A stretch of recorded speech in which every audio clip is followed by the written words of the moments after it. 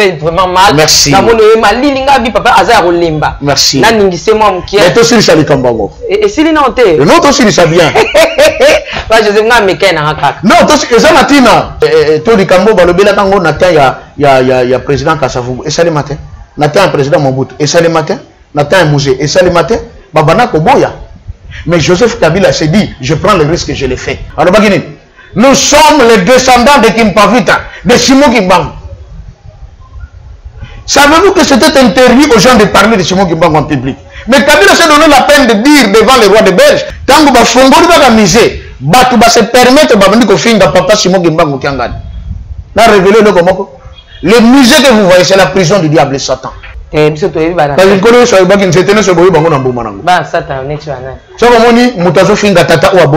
est-ce que c'est normal? Tata peut not aborter. Est-ce que Joseph Seyoum Talobino n'est vérité? So même moi papa, même papa même papa monte loko ça les a bonté papa. Oui, mais ça au colo ba vérité na mukolo. Il y a une façon de parler, non? Sa parole c'est une vie. Adina tena de bumonanga. Waza makasa ya ko pasola ajoyer. Dans ce qui ba neti ba toka ba boketu banda ko menacer papa Simon. Il n'a pas compris. Parce qu'il n'a pas raison. Non, ils n'ont pas compris. Donc yosko ko ya mota ta so ya ko tie na libumu sko so ba ni baba attaquer neti jika ka ba attaquer na baba na ko attaquer ta Simon Kimbangu so le ba attaquer muta ko tie na libumu mais na bien ndeko na biso Mike Kalamba ya yemba kanzembo et puis nazo ko informer yo et kotaka na 18h juste né nzoto ya tata Simon Kimbangu nankamba les secrets du chiffre 6 666 biso to mona oga 666 bête église Kimbangu c'est bandaka le 6 avril 1921 photographe tango asobstina kangi photo abima ilongi divisé je connais ni ilongi Simon Kimbangu ebimi yemoko photographe mobimba yemoko ndambo koto yoye ndambo koto makako ale photographe bangi chaka ye mais ba photo o akanga wana tikala gelé Simon Kimbangu na nzambala na ye na batu bazingi bazoyoka lelo banzambe en 1959 mais mutango akufa bakunda ye na 1951 yabona soroba que les Congolais comprennent maman Tiffany il y a que nous les Congolais meto yebi en bote po ba bongo la biso photographe na révélation tant akangi photographe apexi photographe akangi ya mikoto yo likaku koto mutu donc c'est papa Simon Kimbangu l'histoire ba singe. Non, ce n'est pas Kokokana Likaku. Signification dans les années. Tant que tu as mis sur Koto, Bimi Likaku. Koto, donc tout le monde est au Kato, à nos Kanyama. Mais bravo, c'est bien dit.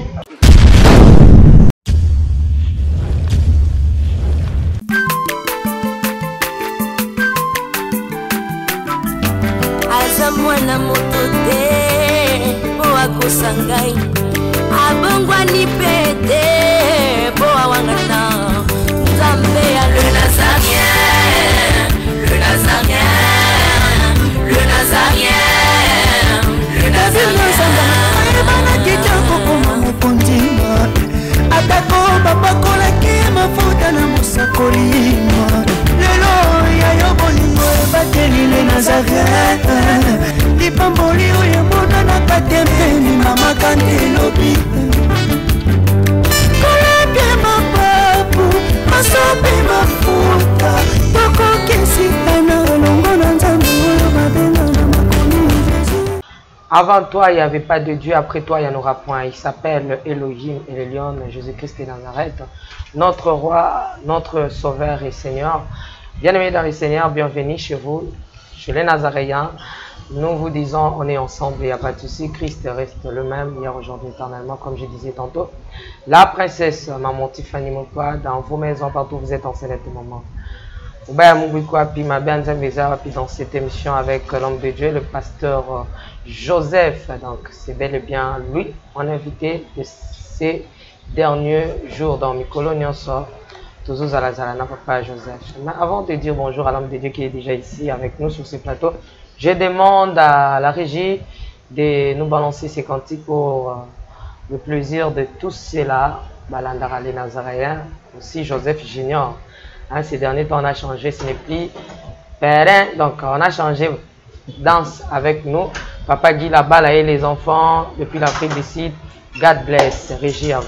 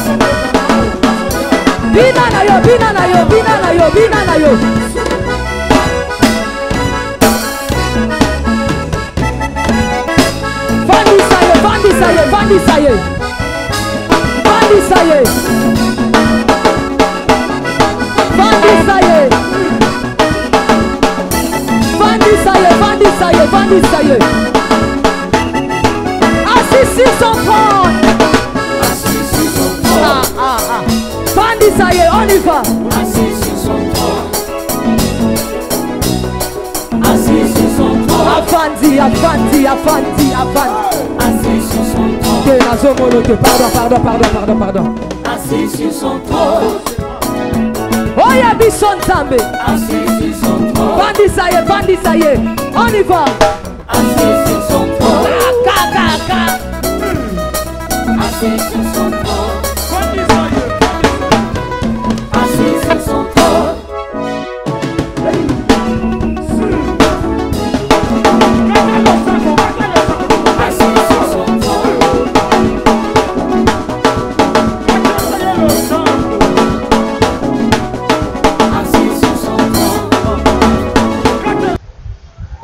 Papa, je vais continuer. Les Camboyanais, Joseph, non, c'est très important. Parce que beaucoup de chrétiens ne savent même pas l'histoire et comprendre lorsque le président Joseph a bandé ça qui procède. Et cause à peine à raison parce que mon modèle banda papa si mon Afrique modèle Afrique continue à vouloir que dans mon lili donc c'est qu'à dans la prison et c'est que Joseph Kabila a libéré pour est-ce que tu vas noter là Joseph a kéi siko savez-vous maman Tifana que tant que l'apôtre Nyonso bakandi bangoti Pierre a été na Rome l'église primitive est Koufaka. Vous le savez du moins l'église primitive est Koufaka. Bato bakota na période l'obscurité. C'était l'obscurité. Et il a fallu qu'il y ait le concile de Nicée pour ressusciter Christ parmi les nations. C'est ça la vérité. En 325, quand le concile est salué à Nicée, va déclarer Christ comme le Fils de Dieu. Maman, Bible autant que vous traduire,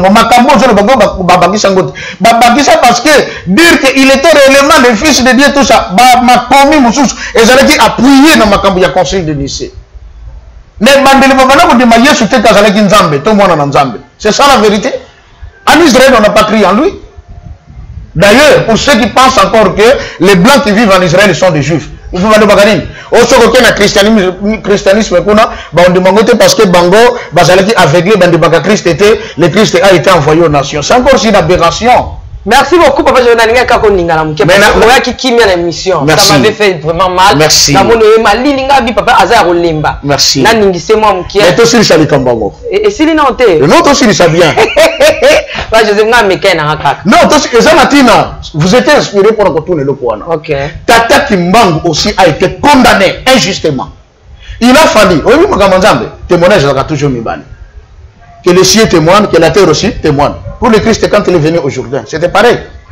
Jean, Mokili, et Lobi, voici l'agneau de Dieu qui ôte les péchés du monde. L'homme appelle Lobi, c'est lui mon fils bien-aimé, en qui j'ai mis toute mon affection. Témoignage pour qui Moïse l'avait dit. Témoignage, il y a 2 ou 3 personnes, on est vrai. Tata Kimbangoupe va condamner injustement. Donc, pour un ça l'appelle libérer, bateau Mokili, quand on est faux, on va condamner injustement. Et la personne qui a reçu mandat, cette mission, du point de vue céleste, il y a rien pour accomplir le Kouana. Il s'appelle Joseph Kabila. C'est pas anodin. Et Joseph Kabila. C'est lui qui l'a fait. Il y a Makambo. Limbisa maman. Au moment où Makambo, tout le monde a peut-être pour y bien goûter. Basengata, tout le Kambo, le Bélatango, Nathan, il y a président Kassavou. Et ça le matin. Nathan, président Mobutu. Et ça le matin. Nathan, Mouzé. Et ça le matin. Babana Koboya. Mais Joseph Kabila s'est dit, je prends le risque, je l'ai fait. Alors regardez, un jour il fait le discours ici, tant au roi de Belge, Ayaka. Alors nous sommes les descendants de Kimpavita, de Simon Kimbangu. Savez-vous que c'était interdit aux gens de parler de Simon Kimbangu en public? Mais Kabila s'est donné la peine de dire devant le roi de Belge, nous sommes les descendants de Simon Kimbangu et de Kimpavita. Et l'andak et où me l'a quitté? Matata pona basombi avion. Avion musuba peshango kombo. Kimpavita. C'est pas anodin. Tant que Tata Kimbangu maintenant il est justifié. Tout Congolais va comprendre que va condamner injustement. Il va comprendre, va condamner injustement. Mais il a accepté de souffrir à cause de vous et moi. 120 fouets de Abanako Betama Tongo, pourquoi 240 par jour. Chaque jour durant les 30 ans de prison. Il y a supportant 120. Ça va bêter 1, 2, 1. 1, 2, 2. Donc 240 na Tongo, 240 na Poko. Et puis c'est combien? 480. Chaque jour. Chaque jour. C'est ça cet attaque Kimbangu. Et comme maintenant, il a été aussi justifié par les hommes, donc il entre dans son plein pouvoir à tous égards. Et vous verrez, depuis Makambo et Salema, Naba tout on dit m'arrêtez Bakolobila Simon Kimbangu, Naba YouTube, Talabango. Talabango na YouTube. Mais en 1950, méga il est bon. Ok, Loa. Et quand cela est arrivé, ça donne l'accès à Tata Kimbangu maintenant d'agir avec plénitude de pouvoir. Et c'est ça la vérité. C'est là que nous sommes en train de partir. Et j'ai souligné une chose la fois passée. Avant l'ouverture du musée Papa Simon Kimbangu en Kamba, il y avait une certaine politesse là-bas. Quand on parlait d'un Kamba, quand on parlait de Papa Simon. Tant que vous faites un musée, vous se permettre de faire Papa Simon Kimbangu Kiangani. Là, révélez le comment. Le musée que vous voyez, c'est la prison du diable et Satan. Bana na yeba yebi yango. Si vous va comprendre que maître bagocha yekona, ndakongo e bafungoli. Maman, ngai mutu na participé à la construction du musée. J'étais le coordonnateur numéro 1. Il y a département béton, il y a musée wana. Na yebi bitumba auto vivant. Moi j'étais foudroyé. Foudre maman, il y a grave. Et là tanga na nzoto. Mais ne sika na yoka moto, na yoka malili lokona za na kata chambre froide. Quand et bêta toilette dans son batata plafond par terre. Bato bazaka na sima batombo na mususu wa bambé na mabele. Njete et peli ya mobes. Et puis la moto. Mais na kufate.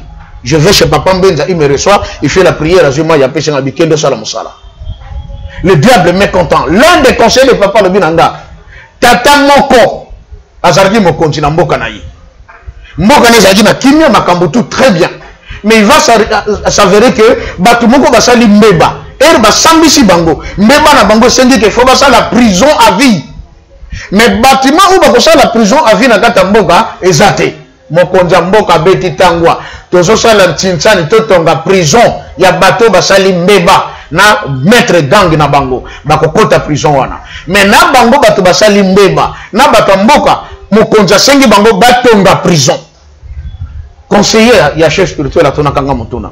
Prison wana. Est-ce que bakotonga ngombango n'habité? Bakotonga malembe po baisho batonga ngombango et sili bakokota gona bakoumela. Faut batonga malembe baba na bénéficier na grâce ya vie na libanda. Abi c'est ça le musée que vous construisez.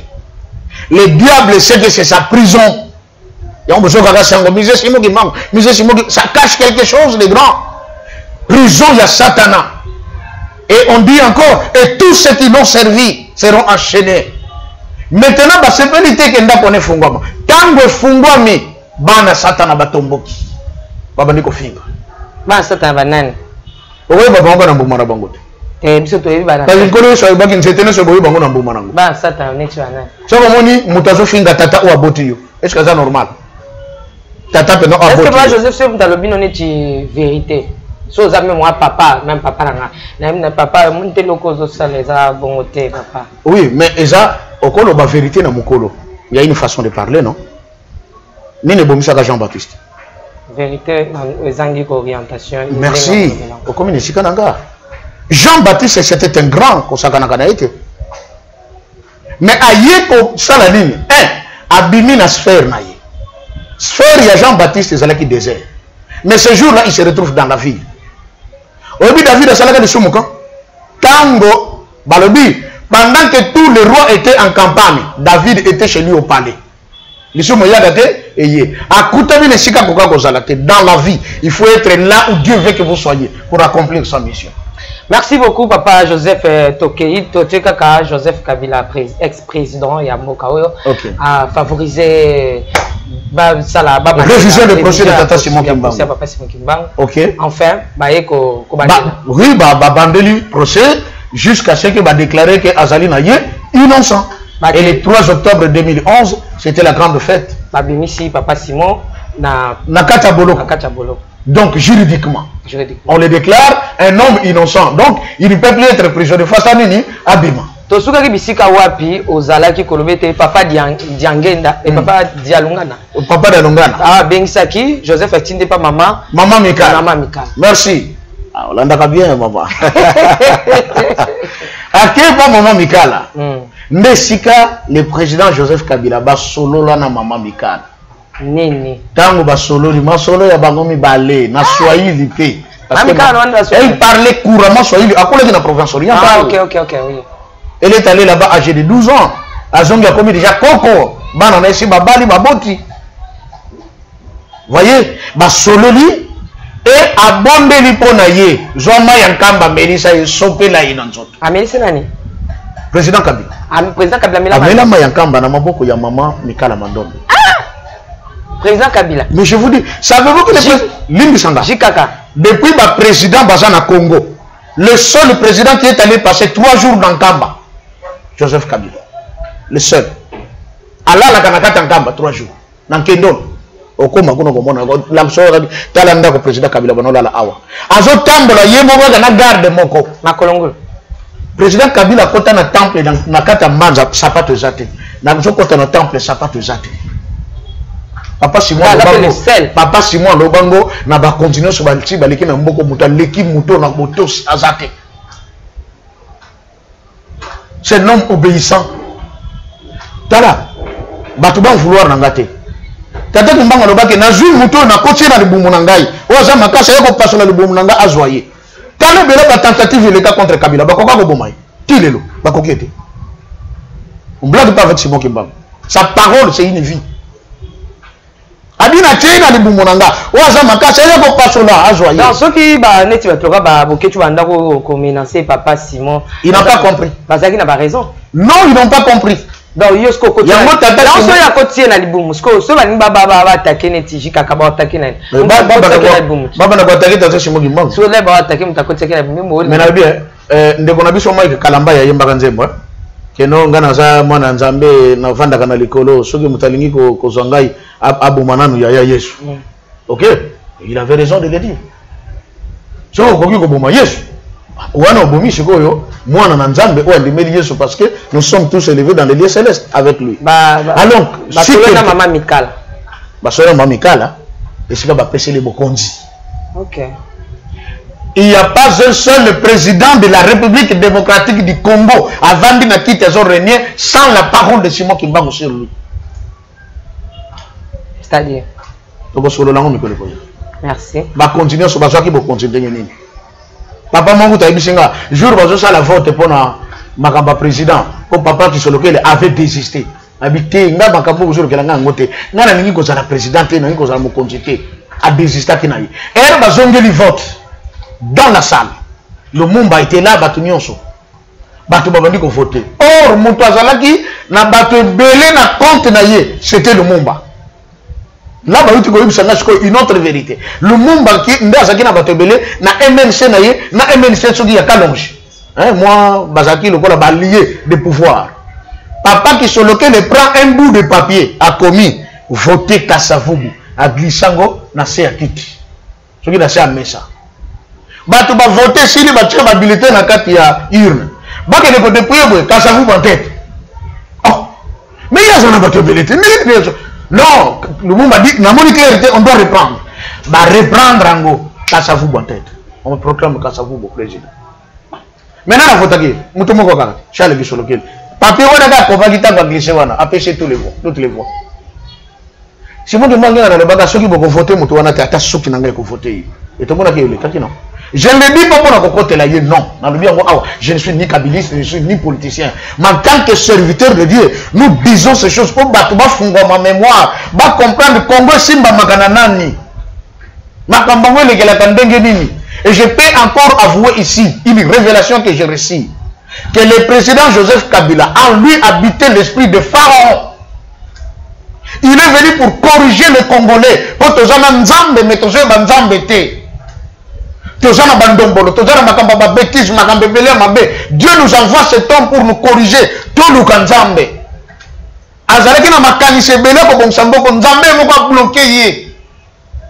Parce qu'il a été loin pour amener un peu le cap de la souffrance aux Congolais.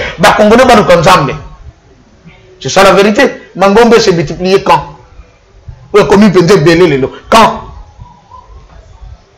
Au cours de son temps. Tout cela permet aux Congolais de chercher Dieu. Nzamba zawapi. Nzamba moko bayemba l'église qui mbangisi na Jéjeki. Mokili mozali komituna soki Nzambe azali wapi mawa. Oyo asalaki likolo pe na se ezali etata kimbangu. Mokili moboyi kondimela ye ezali mawa. Babakisi na Nzambe wana. Moto moyindo asepelaka kaka de loko oyo mondele asali. Mais mukolo nino kosala ya yo po bandima yo. Nzembe. Cet homme a été pour amener les Congolais à un certain niveau de comprendre Dieu. Parce que Nzamba a plan na biso ba Congolais. Émission na sali ya boye du 21e numéro. Ndegomoko a commis dans commentaire. Pasteur, tu es en train de rêver. Ce que tu dis, ça n'arrivera jamais. D'ailleurs, nous nous préparons pour l'enlèvement de l'église. Parce que ce gars-là, qui bien tous les versets que je donnais, il y a Makamba Daniel et tout le reste, il ne même pas contester. Quand la République démocratique du Congo deviendra la première puissance mondiale, il faut diriger Mokili. Pas pour longtemps. Total Makambo sur le canal Mokili. Amérique a dit Makambo Taliboso Gangi, non? Au bout d'un an, Pologne a bossé en Amérique, tu ne peux pas s'attendre à ça. Tu ne peux pas Makambo. Vous comprenez? Il y a quelque chose qui se prépare. Nzambe a bouleversé ma calcul à Mokili. Parce que le temps arrive pour que vous, Maman Tiffany, vous soyez levés, hissés à un rang supérieur. Et la personne qui va nous hisser s'appelle Simon Kimba. Il est là aujourd'hui. Et c'est ce qui s'est passé. On va te mettre une parenthèse. Toujours mis dans Maman Narikambo. Tata Kimbangu qui meurt. Tata Kimbangu qu'on ramène. Tu Naïsika Yakomati. Nanobaki kitamba ina mweneli to batu ba sepeli e bokonzi ya Congo elandi lini wana elongo na Congo central et ken Équateur elongo na Équateur et ken na Baswahili elongo na Baswahili et na Baluba quand zela utataki mbango landaki de ce que ils ont isusu et voilà kusonga c'est ça la vérité bangala siko tu na bino non et c'est le cas na bangala kasi so suki na Baluba faut baluka tango koma kina mweneli to nzoto bacheshi go na masuwa eleki bandundu eleki Kinshasa faut que abandundu eleki na bandundu na lobi eleki éternité eleki papa je suis serviteur de Dieu je n'ai qu'à dire la vérité papa ngaite na lobi bien nzoto tango eyaki etelemaki te mais eleki tango eleki eye na Kinshasa. Et si nous continuons à ensemble avec papa de Ngenda, papa de Lungana et papa qui sont à Kinshasa. Kinshasa? On est là, Fongola. Est-ce que vous avez Matadi Mayo trouble les Alakakuna? Na Matadi Mayo. Na Lobakia. Ma personne va te machette, va go la trouble. Pour Babo Transoto wana. To ke ba mikolezo ya. Et que na Matadi Mayo. Et si que le go ne vendre que si que okimieza. Tu vois, on a matadi moyo trouble, ça. Matadi moyo ça. Il y a une chose. Non, faut la mieux sauter. J'entends la prophétie. Non, faut la mieux sauter. Après matadi moyo, on saute sur votre kenkamba et continue libérer la télé. Ah, c'est que le quoi vous n'avez pas Kasavu, banda kaloi zongi. Et puis, nous avons formé yo. Et quand on a 18h juste. Mais Nous autres, tata c'est moi qui m'en Nankamba. Oui. 18h juste. Écoutez Nankamba. Nagoye qui Mikolekoya. Les secrets du chiffre 6. 666. Biso tout le monde a 666. Église Kimbangi c'est Bandaga le 6 avril 1921.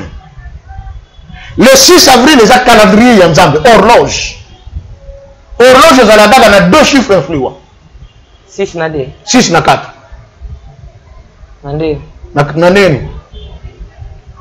L'horloge a 4 points cardinaux. Vous comprenez, non? Okay. Malgré tout ce qu'on anticipe, 4 points. Tout ça, 6h, 12h, 9h, 3h. 4. Dans l'horloge, il n'y a qu'un seul chiffre et déterminant. Le commencement du jour et le commencement de la nuit. C'est le chiffre 6. Ça veut dire que 6 h du matin, Tongo Etani. Ça veut dire que 6 h du soir, Boutoye. 2 chiffres influents. Et il y a un format le 6 avril. Tongo Ebango Mikolezoya. Kalami écoute tena boyebi, nana panzali kamboana. Ndeo moni sikoyo. Aïe, avant de n'entendre à côté de 18 h juste 6 h. Il y a beaucoup. Mais Christ a dit, oui, Salman n'attend ya Noé. Il y a un peu que Salman n'attend. Ni Salman n'attend Noé. Et les gens la gardent ni. Magambo la gardent ni. Pour Noé, à côté de mon kilivère un autre soir. Allez, mon kilikoufi. Dans mon bimina arche alliance à ce que Salemi tombe ya Seketan. Un autre jour. Millénaire Yassika. Nouvelle ère. D'accord, on peut à côté de 18 h il y a soir. L'homme n'a pas de tombe, il va se recueillir dans la tombe. Un ati. Nikolekoya. Ce qui a kolinga, a opé sanzela, toko fungo na likambo wana. Merci beaucoup papa. Wanezaki juste kozonga sima po. Tozonga ki muke sima. Sikoyo tata kimbangu maman, j'ai la photo awa. Na bito ndire na kotinda longo po tango boko sala nini bo lancer. Maman na biso diaconesse wana États-Unis. Atimeli na photo ya tata Simon Kimbangu azoteya na Kisangani na 1959. Mutosi akufa na 1951. Mais yé na 1959 na Kisangani na bimi azoteya et puis azosala ba miracle. Batuli oh, yo nani? Abi oh, ndabo yebi ngati odo debi ngai Simon Kimbangu abi oh. Mais oui, ulikufa.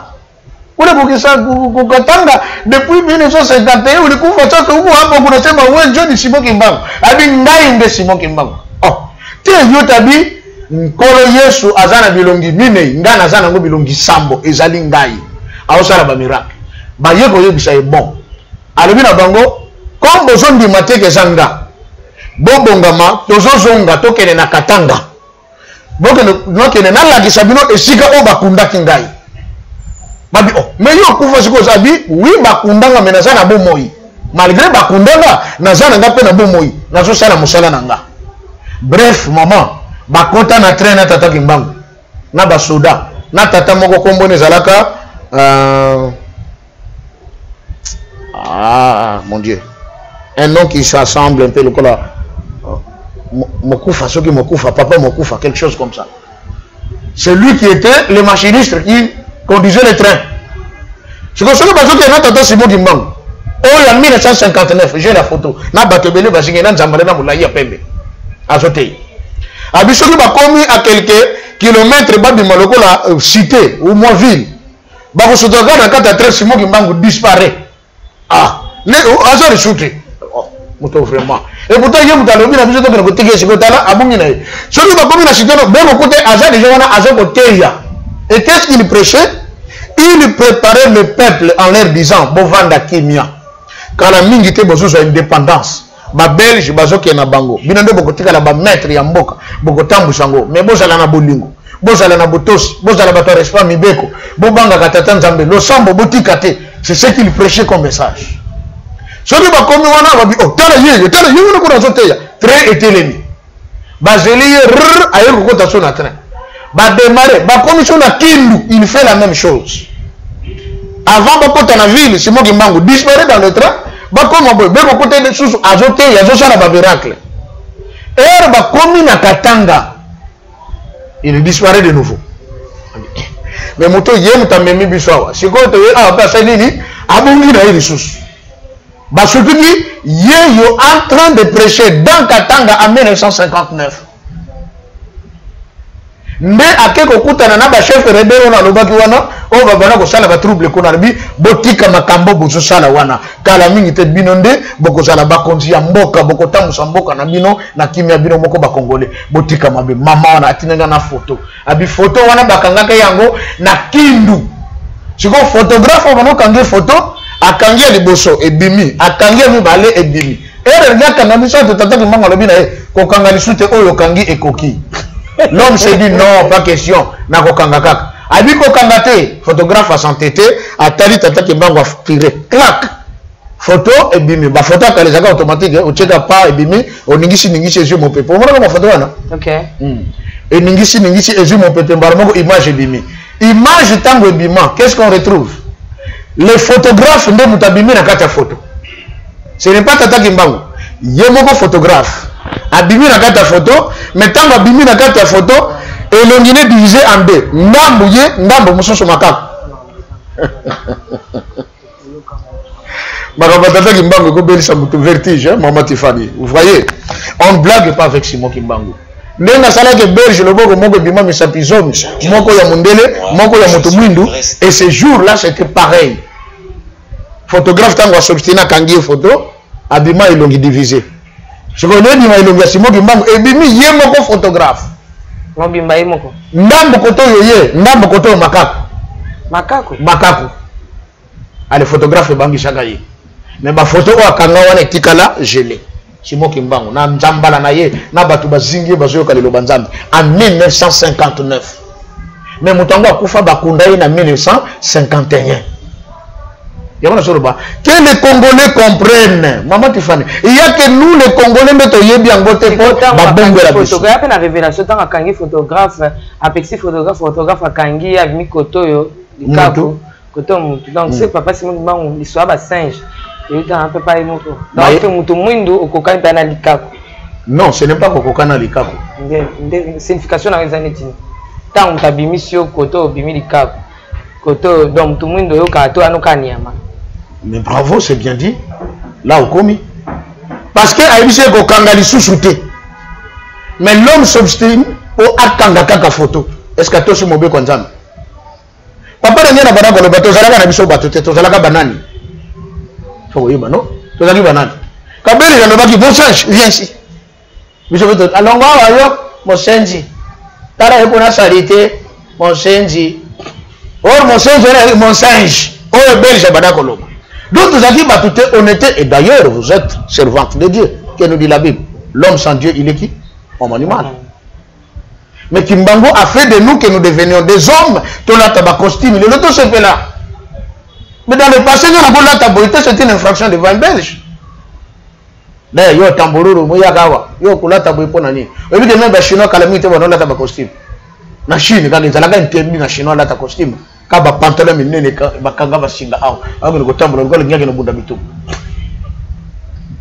C'est maintenant que bakomi un peu libre que babani makamone mais papa ngena nous a fait tout dit bana nangai soki bomoni kaka je bandi kotombo me ha bo se pera pon ngona bine koki. Qui croyait que Asie kotombo?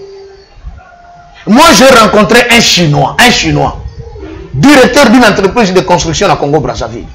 Et puis ndekona zaji na boutique à monene na avenue Potopoto. Non, venez ici. Pas pour chien. Vous venez ici pourquoi? Nous là. Non, venez awa biso c'est là Likambo. Likambo zala awa. Ne comprenez pas. Abi biso to ya kia wapona magamba 5 chantier te. Te yela kine Likambo we ko zala awa. Na tone Likambo ni zala awa. Biso kuna Chine. Moi ne sambela. E banaka ndengeni nazonga mukesi. To koti na kati ya boutique ya chinois. OK. Ndai na papa moko azalaki diacre de l'église Kimbangis ayaki kokoma pasteur pe à son âme auti kokufa papa na biso Charles Ngwayen. Alati chemise na ye azui pinks ya tata Simon Kimbango atie. Bon, tant to koti siko na kati ya magasin chinois atalinga atali papa wana amoni pinks wana elongi ya tata Simon Kimbango. Atuni. Papa oui yo sambela ye ah bien ngai na sambela kaye ah yo mayele beaucoup yo zala mayele beaucoup atuninga yo sambela nani nana ngai sambela Jésus Yesu pas fila Yesu pas fila la kisini yo sazana mbongo te d'après les chinois ay bino sambela beaucoup sambela beaucoup pas fila biso sala beaucoup fila yana beaucoup ay bino bo sambela kaka mbongo pesa te biso to sala ka demi yango to sala mbongo donc pour les chinois la vie c'est l'argent mais alobi na papa wana yo sambela moto yo mayele yana beaucoup yo pona nini yo linga nini papa na bino na yo somba alinga somba nini moko pot de fleur habité yo pona na yo nini yo linga awa yo pona na yo notre papa là azwaka bajia basani banzungu mo babiloko yiko tozo se gêner chino le biso oh papa bakisa yo zwa papa apesa nga ile côté chinois mais ayiko lo bana biso kuna Chine mwana na biso sambela ye bimo na mwana loba na mwana pesa programme mwana koma mema na mao da passe mwa bimele mwana alors le mwana chinois bato na bango babikangela na ba monastère na bango OK bazara na mabondeli tata Simon Kimbangu abimeli ba chinois apesi bango plan de développement de la Chine ba komi ba ko pesa mo Mao Tse-tung. Ça c'est le chinois qui me le dit à Brazzaville.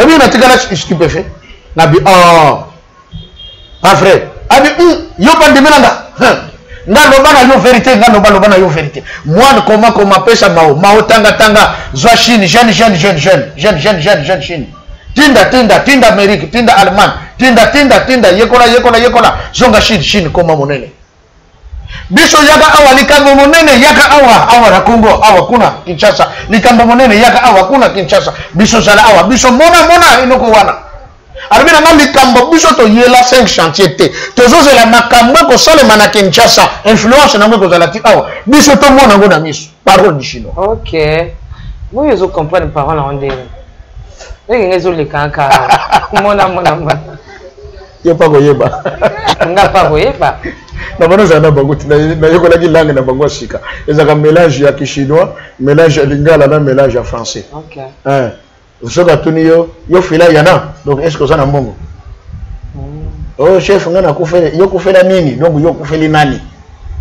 OK voilà c'est leur façon de parler donc c'était comme ça et c'est là où je m'étais dit mais il cambe commissariat or ngana gena ko mona papa dia krewana ko raconter ba makambo ngana zo mona ya papa Simon Kimbangu et c'est cet homme qui m'avait aidé ya ko kenenkamba pour la première fois ce papa là donc voilà l'histoire de Tata Kimbangu. Pas n'importe qui maman. Merci l'histoire de papa Kimbangu na banja to clorango to ya to zonga na histoire na biso oyo to tuka ki mukolo wana sur les enfants de papa Simon poto akoma na papa Simon Kimbangu oyo to suka bisika wapi papa obatika ki asuka kufaki papa dia lungana ake okufela na mboka ya na Kiemba voilà to tunaki passation et ça na kindenge nini pour papa Simon aya parce que yé pété mtaza yaya mais ndenge nini pouvoir eleki ba yaya na ye et yeti pa na ye et salemi ndenge nini pour lelo ye aya kufanda to suke pa na ye potokota na Kimbangizi. Merci beaucoup. Likambo ya papa Simon Kimbangu ngane ebandela ki na tata te oya botaki ye.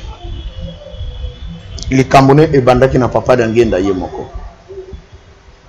Na pesi mo anecdote. Mokolo moko papa Simon Kimbangu ngane ake Brazzaville. À partir de Brazzaville papa Simon Kimbangu ngane abado seku sa bibembe. Quelque bambuta bazale kuna bayena rapport ona na nkamba papa d'angenda. Abia papa to sepeli to moni papa Simon Kimbangu ngane zo sala musala munene na Brazzaville. Azali ko sala nini? Papa azu seku sa bibembe. Papa Simon Kimbangu. Simon Kimbangu ngani wazati ko na nkamba Brazza. Akenda na Brazza. Avanda na Brazza pe. OK. Wana trop jeune hein na basuki nebele. Obi kombo robenge. Siros. Yaki pona ko bomba komba Simon. Tant yoka papa Siros c'est lui. On l'appelait comme ça. Tant ba pesi rapport wana. Papa d'angenda bangisa papa Simon Kimbangu ngani mbangu azonga na kama. Era ye, obi makamba lobage na ye. Papa. Na yebi ke ngai na yo to sali kambo moko. kasi moto na moto na tango na yi bang kosi mibale bavanda kasamba moko te ezela tango na yo. Hi guys, this is Ne. So I wanted to do this video for my fellow co-workers that are in the medical field. I wanted to share with you about this new stethoscope that I got. So I had a Littmann before, it worked fine, but people were raving about this this brand. It's called MDF Instruments. So maybe some of you know it already. For those that don't, I want to share with you that this is a fantastic stethoscope. The sound is amazing. The sound is amazing, and this happens to be titanium, so the quality is very strong, it's durable, and they have different types of design you can pick from. I chose this because I really like it. It's the breast cancer, and I love the fact that it has these encouraging words on it. It says strength, courage, faith, hope. So I love it. And then this one is amongst those that you can engrave. So I have engraved my name here, so you know, we all know it belongs to me, and I have a Bible verse here. Okay, so in these times, I think we really need to be encouraged, and that's how I get encouraged. Now, the very interesting thing about this one, this style here, they have different styles. So this one is called the MD1 Epoch. So the MD1 Epoch is very interesting because you can actually change it to the adult, from the adult to the pediatric, just by changing either the diaphragm or here, hold on. So here I have a pediatric diaphragm here, which I just changed. So you see, in my specialty, which is labor and delivery, I deal with mommies and babies. So this is pretty awesome.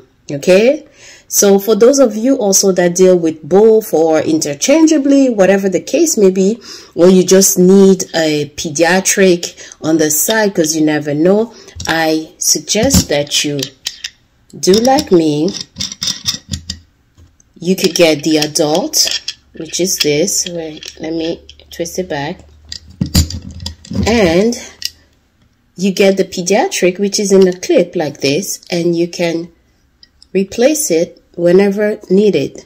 All right, so I hope you guys enjoy this, and if you need to purchase one, or if you want to purchase in group, please contact Jesse at 818-940-1692 extension 204. Tell him that Nate sent you, so you could get a 15% discount. All right, I know we guys love the discount, and please share with your buddies because, you know, we all love to have these little perks. Okay, God bless you, and continue to do the amazing job that you guys are doing. You know, people need us, and let's continue to show them some love. God bless you all.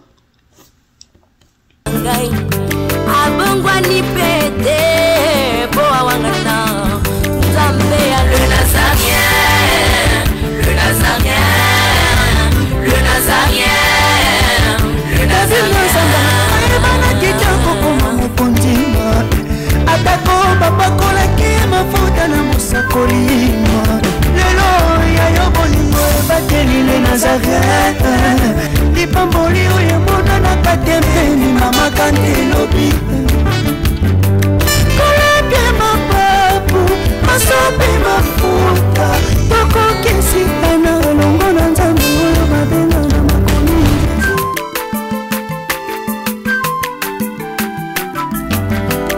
mwana moto te po akosangai abongwa ni pete po awangata nzambe ya le Nazarien.